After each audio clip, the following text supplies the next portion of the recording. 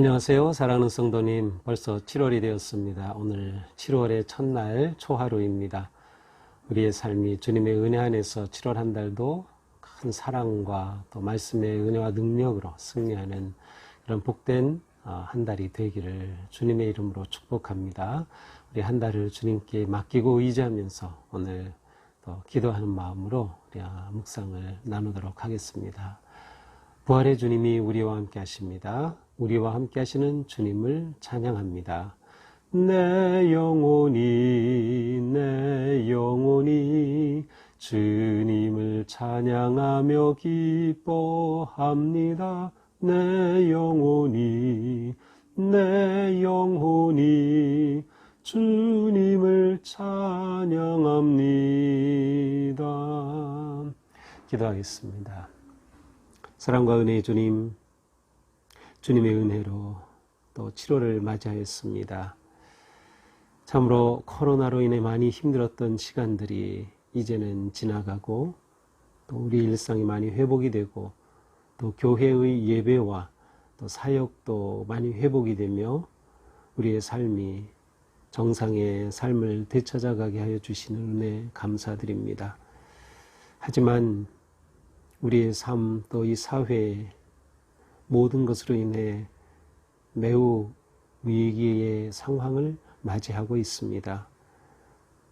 주님께서 열어주시는 7월 이혼이 저희들이 이 한 달을 하나님께 맡기고 의지하면서 또한 믿음으로 말씀으로 승리할 수 있도록 저희들을 선한 길로 인도하여 주시옵소서. 이 위기와 어려움의 시대에 오직 하나님만이 힘이시고 능력이시고 구원이심을 신뢰하며 바라봅니다.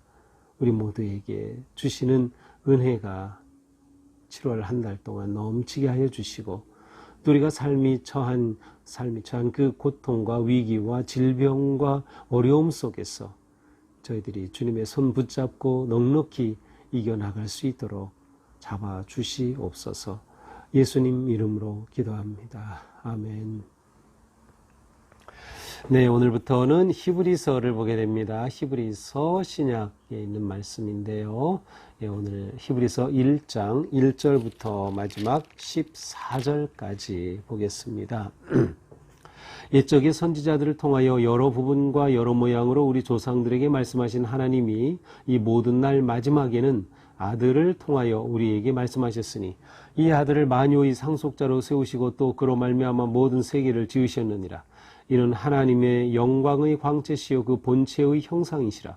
그의 능력의 말씀으로 만물을 붙드시며 죄를 정결하게 하시는 일을 하시고 높은 곳에 계신 지극히 크신 이의 우편에 앉으셨느니라.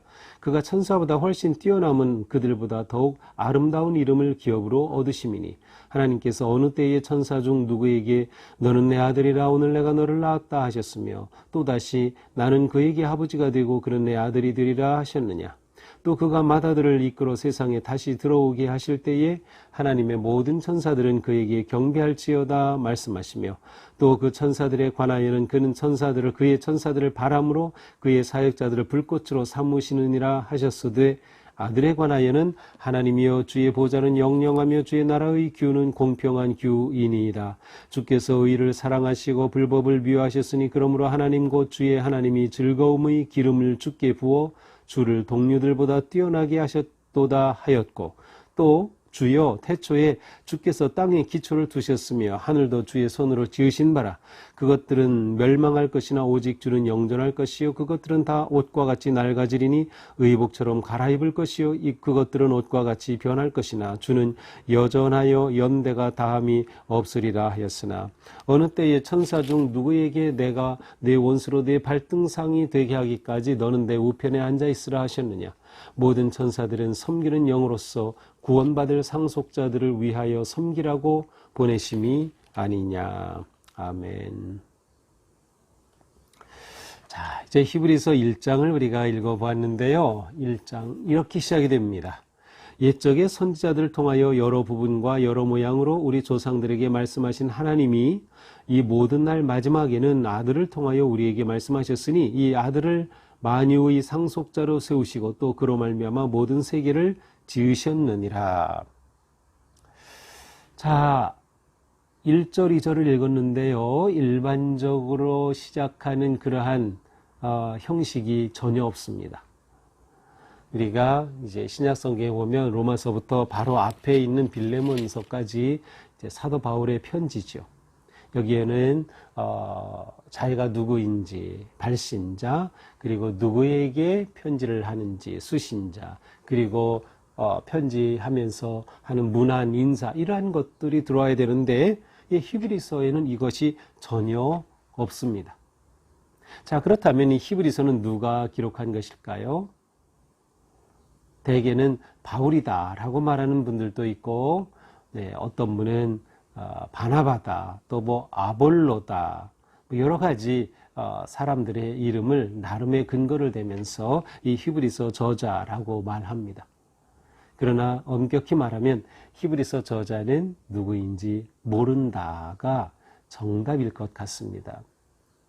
바울이라고 주장하지만 그것을 반박할 수 있는 그런 여러 가지 또 근거가 있고, 또 다른 사람이라고 주장해도 그것을 확신할 수 없는 것들이기 때문에 사실은 발신자가 누구인지 모른다.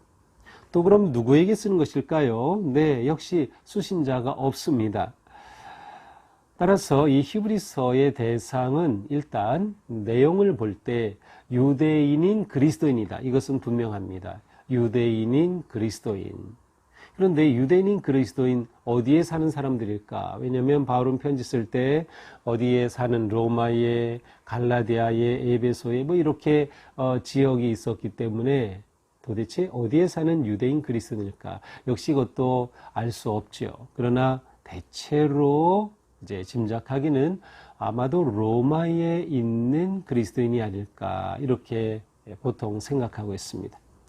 이 히브리서가 쓰여진 연대는 65년 전후로 봅니다. 65년 전후.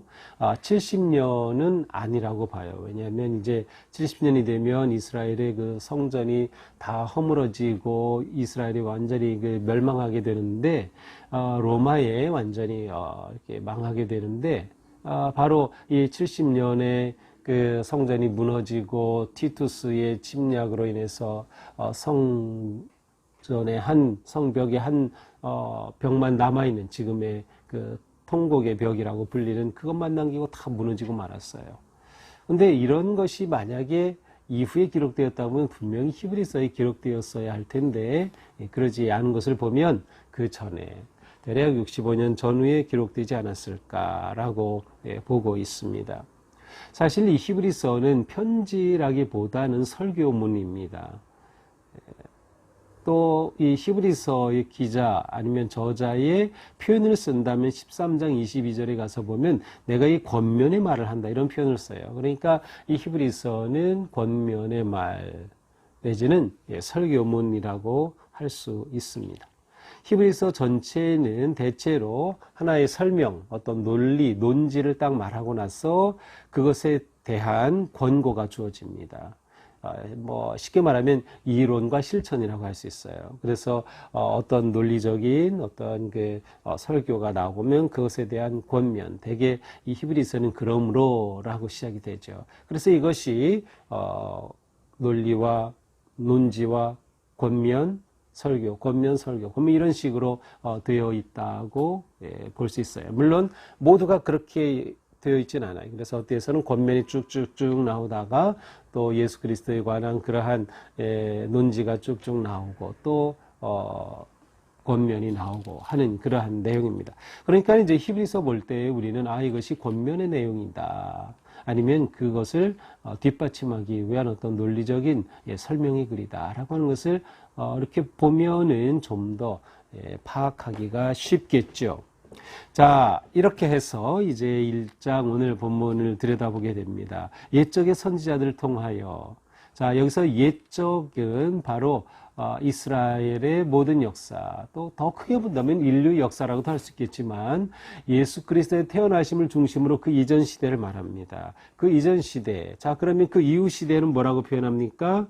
2절에 보니까 이 모든 날 마지막에. 그래서 모든 날 마지막은 예수 그리스도가 이 땅에 오신 이후의 시대. 그래서 이 두 시대로 일단 이렇게 구분하면서 그러면 옛적에는 어떻게 했다는 말이에요? 선지자들을 통하여서 여러 모양으로 우리 조상들에게 하나님께서 말씀하셨다는 거예요. 여기서 말씀은 계시라는 의미가 담겨 있어요. 그래서 하나님께서는 예수님 오시기 전까지는 여러 선지자들을 통해 구약의 모든 시대를 포함합니다. 모세, 여호수아, 사무엘, 그리고 실제로 이사야, 예레미야 이러한 지도자들, 선지자들을 통해서 하나님께서는 여러 모양으로 말씀하셨던 것이죠. 그러나 사실 이 말씀을 받은 이스라엘 백성들은 그 말씀을 온전히 순종하지 못했어요. 그래서 나라가 멸망해서 바벨론의 포로가 되기도 했고 또 돌아왔지만 이제는 로마의 속국이 되고 하는 그러한 상황 가운데 있습니다. 자, 그러한 것과 대조적으로 이 마지막 날에 곧 예수 그리스도가 탄생하신 이후에는 누구를 통해서 말씀하셔요? 과거에는 선지자, 이후에는 아들을 통하여 누구에게? 우리에게 말씀하신다. 자, 그러니까 1, 2절에서는 시대적으로 옛적과 마지막, 예수 그리스도 이전과 이후, 이전에는 선지자들을 통해, 이후에는 예수 그리스도를 통해 하나님께서 계시해 주시는 겁니다. 우리들에게 계시의 말씀을 주신다라고 하는 것이죠. 사실 이제 히브리서의 예수 그리스도의 이 호칭은 2장 9절에 가서 처음 나와요. 그러니까 여기서는 아들이라고만 나오고 있어요. 아들. 3절입니다. 그러면 이 아들은 누구신가? 이제 3절은 바로 예수 그리스도 그분, 곧 아들이신 그분이 누구이신가? 그리고 그분이 어떤 사역을 하셨는가를 보여주고 있어요. 여기 보니까 하나님의 광채의 영광의 광채시다. 예수님은 하나님의 영광의 광채시고 본체의 형상이다. 하나님의 본체의 형상. 이 형상이라는 말은 카락테스에서 온 단어인데 성품이란 뜻이에요. 성품. 제가 성품 설교할 때 바로 이 용어를 설명드린 적이 있는데 바로 그것에 해당되는 단어가 형상입니다. 그러니까 예수님은 누구셔요? 하나님의 영광의 광채를 지니신 분이고 하나님과 똑같은 성품을 가지고 계신 분이다. 그래서 그분의 형상을 지니신 분이다. 또 그는 그의 능력의 말씀으로 만물을 붙드시며 능력의 말씀으로 온 우주 만물을 붙드신다는 것은 보존하시고 지키시고 이끌어 주신다. 그러면 그 만물을 지으시기도 했겠죠. 맞습니다. 그것은 앞에 나옵니다. 2절에 보니까 그로 말미암아 모든 세계를 지으셨느니라. 그러므로 예수 그리스도 그분은 하나님과 함께 만물을 지으실 때도 함께 참여하신 분이다. 만물의 창조주이신 예수님, 하나님의 광채이신 예수님, 하나님과 똑같은 성품을 지닌 하나님, 그분의 본체의 형상이신 예수님, 그리고 말씀으로 만물을 보존하시는, 붙드시는 예수님, 죄를 정결하게 하시는 일을 하시고 또한 죄를 정결하게 하시는 구원자, 구세주 되신 예수님, 높은 곳에 계신 지극히 크신 이의 우편에 앉아 계시느니라. 자, 지극히 높은 하나님 우편에 앉아 계셔서 뭐 하실까요? 중보하시는 중보자 예수 그리스도. 자, 그러므로 이분은 누구와도 비교할 수 없는 분. 그래서 4절 천사보다 훨씬 뛰어남은, 천사보다도 훨씬 뛰어나신 분이다. 자, 특별히 이 1장에서 예수님을 천사와 비교하고 있어요. 그래서 천사보다 훨씬 뛰어나다. 왜 천사와 비교할까요? 유대인들에게 있어서는 이제 천사 하면은 바로 하나님의 계시를 전달해 주는 계시자입니다. 그래서 모세가 하나님의 계명을 받을 때도 천사가 그에게 전달해 주었다라고 믿고 있어요. 바로 하나님의 말씀의 계시자죠. 그래서 이 천사는 하나님과 인간 사이에 계시해 주시는 그러한 존재로 보았던 거죠. 그런데 예수님이 바로 하나님의 계시자로 이 말씀으로 이 땅에 오신 분이셔요. 그래서 이 천사보다 크시다라고 하는 것을 이 유대인 그리스도인들에게 분명히 밝혀줄 필요가 있었던 것이죠. 그래서 그들이 가지고 있었던 우리로 치면 어떤 민간신앙을 말하면서 그들이 가지고 있던 그것을 기초로 해서 예수님 그보다 더 크신 분이다 라고 하는 것을 말씀하려고 하는 겁니다. 자, 이제 5절부터 마지막 14절까지는 계속해서 구약의 말씀을 인용하면서 예수님이 어떻게 뛰어나신 분인가를 설명하고 있어요. 5절 천사 중 누구에게 너는 내 아들이라 오늘 내가 너를 낳았다 하셨으며 천사에게는 이런 말씀을 하신 적이 없다는 거예요. 여기서 이 말씀은 시편 2장 7절의 말씀을 인용하신 말씀인데 원래 이것은 이스라엘 역사에서 왕이 세워졌을 때 왕이 등극하면 그 왕이 등극할 때 바로 읽었던 시가 시편 2편이에요. 그런데 바로 이 말씀을 인용하면서 너는 내 아들이다. 오늘 내가 너를 낳았다. 천사에게는 이 말씀을 주신 적이 없어요. 예수 그리스도. 또다시 나는 그에게 아버지가 되고 그는 내게 아들이 되리라. 역시 이것도 시편의 인용에. 지금 1장에 나오는 모든 말씀은 전부 시편에서 인용이 되었어요. 자, 이 말씀 역시 천사에게는 이런 말 주신 적이 없어요. 그러니 하나님께서는 너는 내 아들이라고 말씀하시고 너는 내가 너를 낳았다고 이렇게 말씀하셔요. 그러니 천사보다 비교가 되지 않는 예수 그리스도의 높으심, 탁월하심, 뛰어나심을 보여주는 거죠. 6절입니다. 그가 맏아들을 이끌어 세상에 다시 들어오게 하실 때에, 자, 여기서 맏아들이라고 하는 것은 시작자 또 권위자라는 뜻이에요. 구원의 시작이 예수 그리스도가 되신다고 하는 의미죠. 그런데 세상에 다시 들어오고, 여기서 세상은 우리가 사는 이 세상이 아니고 하나님이 통치하시는 세상을 말해요. 하나님이 통치하시는 하늘의 영역, 천상의 영역, 하나님 나라를 말하죠. 그래서 예수님께서 모든 구원의 사역을 다 이루시고 세상에 다시 들어올 때, 하나님께로 다시 들어올 그때에 어떻게 됩니까? 하나님의 모든 천사들은 그에게 경배할지어다 말씀하시며, 하나님의 모든 천사들은 그에게 경배해요. 천사는 예수님께, 그리스도께 경배한다. 천사의 경배를 받으실 분. 그러니까 천사와는 비교도 되지 않아요. 유대인들 속에는 천사 대단하다. 하나님의 메신저이고 계시의 전달자 대단한데, 아니, 그것과는 비교도 안 돼요. 그 천사는 예수님께 무릎을 꿇어야 하는 존재에 불과하다.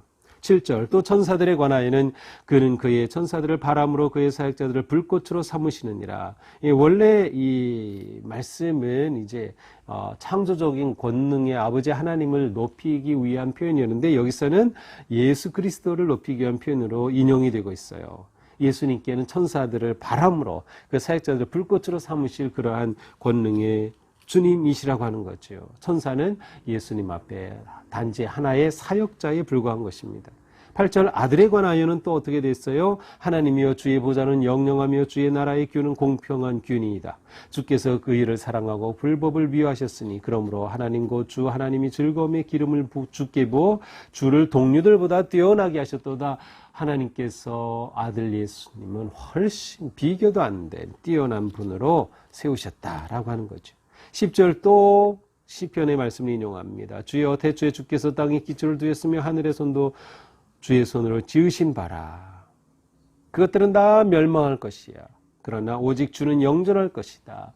모든 것들은 다 멸망하지만 오직 예수 그리스도는 영존하신다. 자, 이렇게 계속 시편의 말씀을 인용하는 그 이유는 무엇일까요? 예수님이 누구이신가 유대인들에게 그들의 경전인 시편의 말씀을 통해 예수님을 증거하는 거죠. 아마도 어떤 분은 이제 이것을 이렇게 생각합니다. 초대교회 유대인 그리스도인들은 초기에 아마도 이 시편에 있는 구절들을 모아서 어떤 시편 성구집을 가지고 있지 않았을까. 그래서 그것을 읽으면서 예배하고 그것을 읽으면서 하나님을 경배하는 또 그러한 그 성구집이 있지 않았을까. 그래서 그곳에 있는 구절을 이렇게 인용한 것이 아닐까 라고 이렇게 추측해 보기도 합니다. 자, 마지막 14절입니다. 모든 천사들은 섬기는 영으로서 구원받을 상속자들을 위하여 섬기라고 보내심이 아니냐. 자, 천사는 결국 시종드는 자에 불과하다. 예수 그리스도는 천사의 경배를 받으실 분이다 라고 하는 것이죠. 자, 이것이 오늘의 말씀입니다. 자, 히브리서는 이제 앞으로 계속해서 구약의 배경을 두고 있는 유대인 그리스도인들이 지금 어떤 위기 가운데 있는가 하면 기독교를, 예수 그리스도를 떠나서 다시금 유대교로 돌아오라고 하는 종용과 유혹을 받고 있는 상황이고요. 동시에 그리스도를 믿고 따르려고 할 때 위기와 박해, 고난을 받는 상황입니다. 이 히브리서가 기록된 것이 65년 전후라고 하면은 네로의 박해가 극심할 때입니다. 자, 이러한 때에 어떻게 그들의 믿음을 지켜갈지를 주시는 거예요. 그래서 여기에서 구약을 인용했고 천사와 예수님을 비교하면서 다시 율법으로 이전으로 그리스도를 배반하고 돌아가려고 하는 그들에게 예수 그리스도에 대한 분명한 진리를 증거하고 있는 것이죠. 자, 오늘 말씀을 보면서 우리는 무엇보다 가장 중요한 질문을 던집니다. 예수 그리스도는 나에게 누구이신가? 예수님은 우리에게 누구이십니까? 이것을 우리가 대답할 수 있으면 되는 겁니다. 오늘 말씀을 통해서 예수님은 하나님과 본질이 같으신 분, 곧 예수님이 하나님이시다. 하나님의 아들이시라는 것은 예수님이고 하나님이시라는 그런 의미예요. 그래서 예수님은 창조의 영역에 동역하셨고 우주 만물을 보존하시고 지키시는 그러한 하나님 본체의 형상이시다. 예수님은 하나님께서 말씀으로 보내주신 최종 계시자이다. 그래서 예수님을 통해서 하나님의 뜻이 구현이 되었고 구원의 놀라운 역사가 성취되었음을 보여주고 있어요. 천사는 비교도 할 수 없는 것이죠. 예수님은 말씀으로 만물을 보존하신다. 더 나아가서 예수님 그 말씀을 성취하시고 언약을 성취하신 구원의 완성자 되신 역사의 주님이시다 라고 하는 것을 보여주십니다. 자, 그러므로 우리는 이러한 예수 그리스도에 대한 히브리서 기자의 말씀 앞에 아멘 아멘 하면서 바로 예수님을 내 삶의 왕으로 분명하게 모셔야 되는 거예요. 예수님을 내 삶의 주로 분명히 고백하고 모셔야 됩니다. 이 순간 예수님이 내 삶의 주가, 내 삶의 왕이 되심을 고백하며 예수님을 오직 경배하고 왕이신 주님, 하나님이신 주님을 온전히 신뢰하며 따르는 우리가 되어야 되는 것이죠. 우리는 이렇게 높으시고 탁월하시고 뛰어나신 예수님을 주님으로 믿고 따르기에 우리는 그분을 자랑할 수밖에 없습니다. 그분을 드러낼 수밖에 없는 것이죠. 예수님은 나에게 진정 누구이십니까? 그분을 온전히 예배하고 그분을 섬기며 그분의 영광의 광채를 바라보는 그러한 복된 하루가 되기를 주님의 이름으로 축복합니다. 기도하겠습니다. 주님 감사합니다. 오늘 말씀을 통해서 예수님이 누구이신가를 다시금 생각해 보게 되었습니다. 우리가 세상에 묻혀 사느라 예수님에 대한 생각을 잊고 예수님 바라보기를 놓치기도 하고 예수님 따르는데 지체하기도 하였습니다. 그러나 다시금 말씀을 통하여서 예수님은 우리의 만왕의 왕, 주가 되시는 창조주 하나님, 보존하시는 하나님, 구세주 하나님, 능력의 주님 되심을 보여주시니 감사합니다. 예수님이 내 삶의 왕임을 믿습니다. 예수님이 내 삶의 진정한 주인 되심을 믿습니다. 주님, 온전히 주님만을 경배하고 신뢰하고 믿고 따르는 우리가 되게 하여 주시옵소서. 7월 한 달을 이러한 복된 길로 인도하여 주시옵소서. 우리 삶이 오직 주님 앞에 믿음으로 헌신되게 하여 주시옵소서. 탁월하신 주님을 자랑하는 우리의 삶 되게 하여 주시옵소서. 오늘도 온라인으로 주님을 예배하고 또 초하루를 지키는 우리 모두 주님 잡으시고 인도하여 주옵소서. 또 오늘도 이렇게 초하루를 지키며 온라인으로 헌금하신 주님의 자녀들을 붙잡아 주시고 그들의 삶, 가정, 기업, 경영하는 모든 것들을 선하게 인도하여 주시고 주님께서 그 삶 가운데 놀라우신 은혜와 복을 더하여 주시옵소서. 7월 한 달 동행하신 주님을 의지하며 예수님 이름으로 기도합니다. 아멘.